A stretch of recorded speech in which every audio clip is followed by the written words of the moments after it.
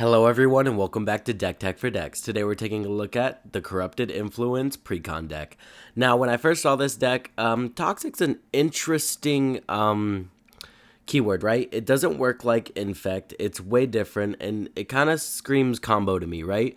You want to make sure everybody gets a counter on them and then proliferate to the win. As opposed to Infect, you just kind of keep attacking one person until they get 10 counters and move on to the next. There are two different commanders we can run in the deck. We have Excel. She sounds pretty cool, but honestly, Vishgraz is what I'm leaning towards. You get tokens, the combo potential is insane, and honestly, it looks amazing, let's be honest. The first thing I had to add to this deck was card draw. We want to use our commander's power to draw cards, so we included cards like Return of the Wild Speaker, Rishkar's Expertise, Soul's Majesty, and Hunter's Insight. This will draw us a lot of cards because we're going to try to make our commander massive.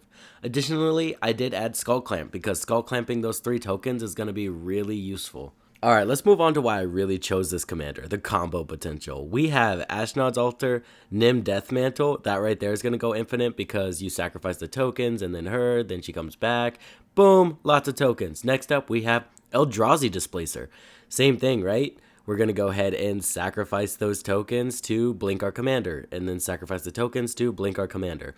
We'll end up with infinite mana, infinite tokens, infinite ETBs, and notably, there is a card in the deck that says whenever our commander enters the battlefield, proliferate. So that's how we're going to win. Get poison counters on everybody, and then blink our commander, proliferate to the win.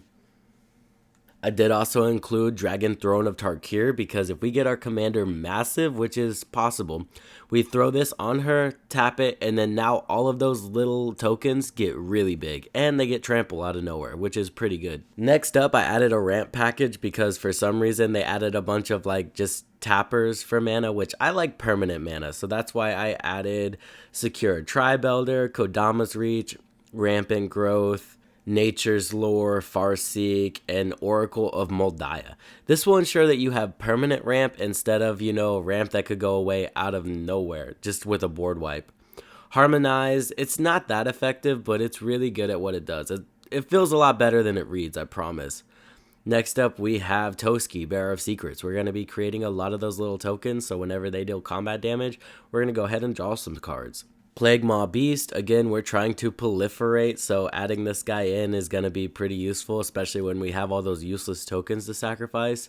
And Sereth the Viper's Fang. Now all of our attacking creatures have Death Touch, which if they do block our creatures, they're going to lose theirs. That's going to do it for all the upgrades. Stay tuned till the end of the video, and I've got some non-budget upgrades for you guys if you're interested in that. Alright, let's get into what I cut. I cut Blight Mamba, Verdant Corruptor, Carrion Call, Bilious Skull Dweller, Blight Belly Rat, Ichor Claw Mire, Mire Convert, Plague Mire, Plague Stinger. The reason I cut all these infect creatures is because honestly we are leaning towards the combo route. So our goal is not to just keep hitting someone till they die. Our goal is to get a poison counter on everyone and then proliferate that up. So honestly, these are two different decks kind of melded together in my opinion because, like I said, if we're going the combo route or the proliferate route, we really don't need that much infect, especially since our commander makes those tokens. I cut Scavenging Ooze. This is playgroup dependent. If someone tries to do graveyards almost every game, you can go ahead and keep this in. Mycosynth Fiend. This one, I mean, it gets big with poison counters, but honestly, what do you do once that happens? This thing doesn't have trample, it doesn't give any poison counters to anything else, so it was an easy cut.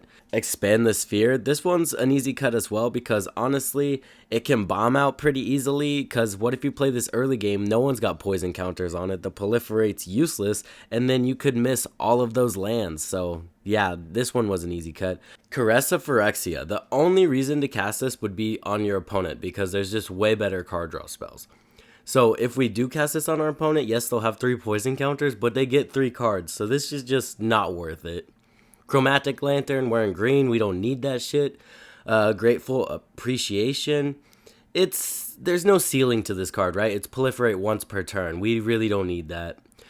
Feed the Infection. Again, there's just way better card draw spells. Painful Truths, cut that. Commander Sphere, again, wearing green. I'd rather the permanent ramp instead of a mana rock.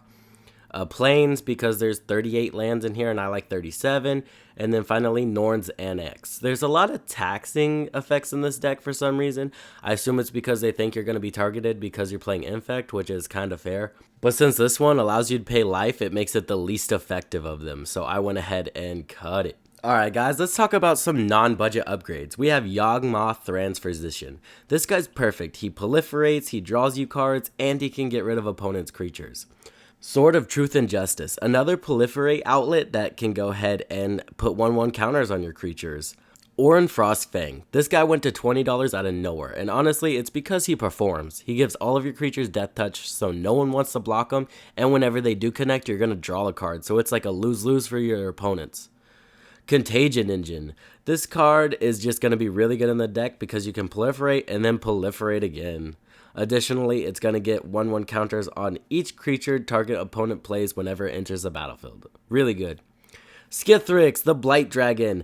I had to include this guy in the non-budget upgrades because he's so fun. He can have haste, you can go ahead and regenerate him, he's really hard to get rid of, and he's got the old-fashioned Infect.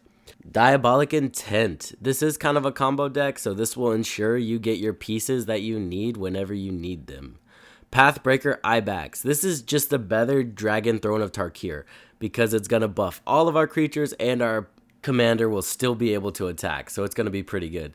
Alright guys, that does it for our budget upgrades and non-budget upgrades. Let me know what you think of this video down in the comment section down below, and subscribe because I am going to do a fresh deck tech on this card starting from scratch, which you always end up with a better unique product when you do that. And don't forget to like, comment, and subscribe because it really helps me out. I'll see you guys in the next one. Thank you for watching.